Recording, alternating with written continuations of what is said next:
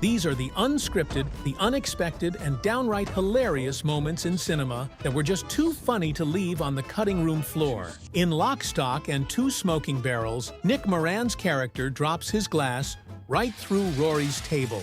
Now, this wasn't planned at all. It was a genuine slip, but it happened so naturally that it looked like it was supposed to be there. Director Guy Ritchie saw the unplanned destruction, and rather than cut it, the take stayed, adding a layer of authentic chaos to the scene. It's a perfect example of when an unexpected mistake somehow works so well that it feels intentional. Nick's expression is pure gold too, as it's a mix of embarrassment and irritation, which fits his character perfectly. So next time you watch this scene, remember, Nick didn't mean to add a renovation to Rory's table. The glass drop became a memorable moment, one that fans still love for its sheer unpredictability, and Nick's unplanned contribution to the world of British crime comedy. John Wick, Chapter 3. Parabellum has no shortage of action, but sometimes it's the subtle moments that make the movie. During the tense lounge scene, Mark Dacascos, who plays Zero, decided to go off-script and sit way too close to Keanu Reeves' character. Keanu's reaction? Absolute annoyance, and you can practically hear him internally saying, "Personal space, please." Rather than stop, Keanu stays in character, visibly shifting away in discomfort. The director found this unscripted moment so perfectly in line with the scene's tension that he kept it in. It's a reminder that in John Wick's world, it's not just about guns and martial arts. Sometimes it's about respecting boundaries, even if you're a master assassin. In Big, Tom Hanks and his co-stars were left in a room full of toys to play around, which sounds like every kid's dream, right? Among the toys was a can of silly string, which they didn't need to be told twice to use. Hanks, Moscow, and Rushton started spraying silly string everywhere, pretending to shoot it from their noses like some bizarre sneeze attack. It was totally unplanned, and the genuine laughter and playfulness just worked so well that the director couldn't bear to leave it out. The scene became a favorite, and it's all thanks to some unsupervised, toy-filled, silly string fun. Sometimes the best moments come from just letting the actors be big kids. In A League of Their Own, Jon Lovitz's character makes a visit to a farm, where he's supposed to deliver a line to the camera. But there's one big obstacle: the farm's resident cow, who clearly had a lot to say. Lovitz kept getting interrupted by a loud moo, and rather than break, he leans in and barks, "Will you shut up?" Will you shut up? In a way that only Jon Lovitz could deliver. The crew couldn't stop laughing, and the line made its way into the final cut, thanks to one very vocal cow and Lovitz's quick improvisation skills. It was a perfect blend of man versus bovine, and honestly, no amount of planning could have matched the comedic timing of that scene. The legendary family plot has one last little surprise for audiences: a wink from Barbara Harris at the end. No, this wasn't a scripted wink to Hitchcock's camera, but rather a bit of mischief on Harris's part. She finished the scene and then, as a joke, gave a playful wink, as if to say, "You've just been along for the ride." Hitchcock, known for his love of suspense and surprise, couldn't resist the charm of this unexpected wink, and decided to keep it. It's like a final playful nod to the audience, making us feel like insiders on the whole adventure.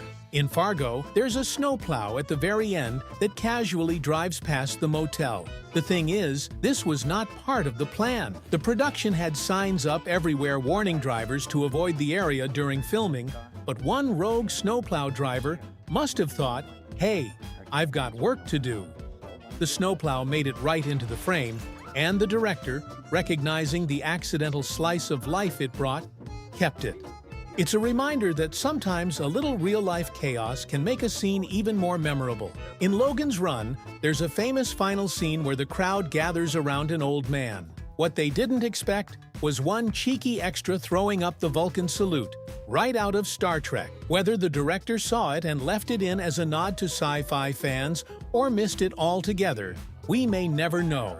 But that tiny salute became an iconic, if subtle, moment that added a dash of rebellious spirit to an otherwise serious scene. In Freaky Friday, the scene where Harry ends up with his underwear on his head and runs smack into a door was supposed to be pretty routine, right? Wrong! Ryan Malgarini, who played Harry, didn't see that the door was actually closed and went full force into it. The cast and crew got a good laugh, and the scene, complete with genuine surprise and a bonked head, stayed in the film. It's one of those moments that makes us wince and laugh all at once. Classic Freaky Friday chaos. At the start of An American Werewolf in London, Griffin Dunne and David Naughton say goodbye to the sheep in one of the movie's stranger moments. The farewell wasn't scripted. The actors were just improvising on the spot.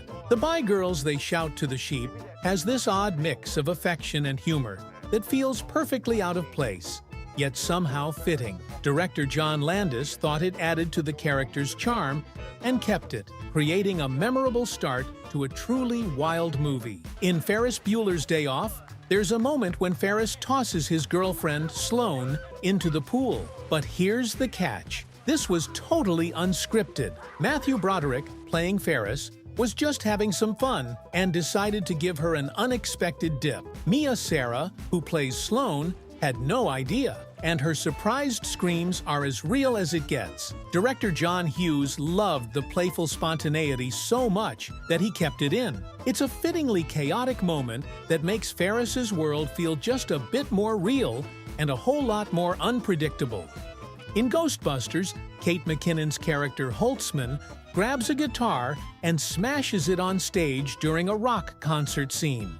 What you might not know is that this wasn't in the script. McKinnon, ever the improviser, was just in the moment and decided to go full rock star with the guitar. The director quickly stopped her from smashing the real instrument, but liked the idea so much that they swapped it out for a prop guitar. So, in the final cut, Holtzman gets to live out her rock and roll dreams with a satisfying and stage-smashing finish. It's a quirky moment that captures her character's over-the-top excitement perfectly. Jim Carrey's Ace Ventura has a memorable moment when Ace suddenly breaks into singing the Chitty Chitty Bang Bang theme song. Believe it or not, this happened because Carrey forgot his actual lines. Instead of panicking, he just started singing out of nowhere, and the entire crew burst into laughter. The director loved the randomness of it and decided to keep it in. Chitty bang bang, chitty chitty bang bang, chitty bang bang, yeah! Carrey's unexpected rendition added an extra layer of hilarious absurdity to Ace's unpredictable character, making it one of the movie's many standout moments. In Easy Rider, Dennis Hopper decided to give Jack Nicholson a bit of a push by actually getting him stoned on set. During Nicholson's intense UFO monologue, he started laughing uncontrollably, struggling to keep a straight face. Walks of life. All walks of life. Yes. The laughter was completely genuine and broke up the scene in a way that fit the film's raw and laid-back vibe. The result? A unique scene that feels like we're watching a real conversation between two friends rather than a rehearsed script. It's a piece of cinema gold that only happened because Hopper wanted Nicholson to loosen up with some off-script laughs. In the original Ghostbusters, Dan Aykroyd's character, Ray, gets excited during a tour of the firehouse and can't resist sliding down the fire pole. The thing is, this wasn't in the script at all. When Aykroyd saw the pole, he was as excited as a kid in a candy store and just had to give it a go. The director saw the pure childlike joy on Aykroyd's face and decided to keep the scene in. The result? Ray's fire pole enthusiasm is a genuine moment that captures his character's fascination with ghosts and gadgets, adding to his lovable, goofy charm. Aliens have one unforgettable moment where Hudson, played by Bill Paxton, is dragged into a knife trick by Bishop, the android. What Paxton didn't know is that everyone was in on the surprise, except him. As Bishop's knife moves faster and faster, Paxton's genuine look of terror is exactly what you see on screen. Director James Cameron kept the shot, because Paxton's authentic fear was exactly what the scene needed. Sometimes, letting the actor be the last to know adds that extra punch of realism, especially when knives are involved. In Gone in 60 Seconds, there's a derailed train in one of the early scenes that was entirely unscripted. Director Dominic Sena spotted a real-life train derailment during filming and thought, why not use it? He incorporated it into the movie as a character moment, making it look as if the chaos was planned all along. Using the real train wreck added an authentic intensity to the scene that couldn't have been replicated with props. Dr. Strangelove is packed with dark humor, but one of the funniest scenes happened by pure accident. George C. Scott's character, General Turgidson, is passionately trying to convince the president to launch an attack when he suddenly trips and falls. Without missing a beat, Scott gets back up and keeps going, delivering his lines as if nothing happened. Director Stanley Kubrick saw this unplanned fall as comedy gold and decided to keep it in. It added just the right touch of slapstick to an otherwise serious debate, turning an accident into a legendary moment. Robin Williams in The Birdcage could make just about anything funny, even an accidental fall. Shut up! It's okay. We're all right. It's fine. Just shut up, goddammit. It's all right. Stop crying. Goddamn. During the shrimp scene, Williams genuinely slipped, almost taking his co-stars down with him. He improvised through the moment, waving off concern with a quick, "It's okay," and continued the scene. The crew tried to contain their laughter, and the director saw this as a perfect, unplanned moment to keep in the final cut. It's classic Robin Williams, turning a stumble into a perfect comedic gem. Here's a classic blooper that ended up being too funny to cut. In Rain Man, there's a scene where Dustin Hoffman and Tom Cruise are squeezed into a phone booth, and out of nowhere, Hoffman lets one rip. Cruise's reaction is completely real as he asks, "Did you fart?" Did you fart, Ray? Fart. Did you fucking fart? Fart. Hoffman, ever in character, simply replies with a deadpan, "Yes."